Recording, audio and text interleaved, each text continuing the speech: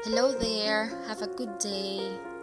This time, I would like to share with you how I germinated and planted string beans or commonly known as sitaw.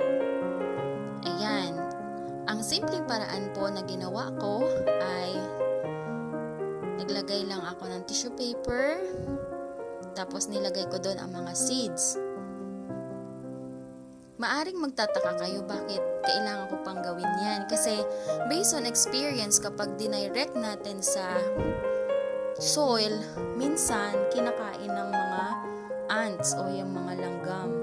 Kaya mas gusto ko na lang na patubuin mo na sila saka itanim.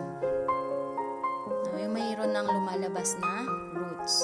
Kaya nilagay ko lang sa tissue paper. Ayan, makikita ninyo.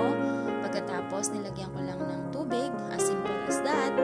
Tapos, tinago ko for about mga 2 days. Ayan.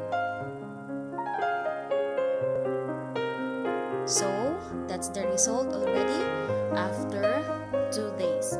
Kung makikita ninyo, nag-sprout na. Mas mahaba na yung kanyang tinatawag natin na radical. Pagkatapos niyan, ayan, tinanim ko na. O, diba? Simple lang, napakasimple lang po nung paraan na ginawa ko. By the way, for those who haven't subscribed to my channel yet, please, if you want my videos, please do subscribe.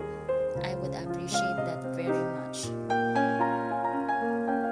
To my supporters also, I would like to say thank you so much for always watching my videos.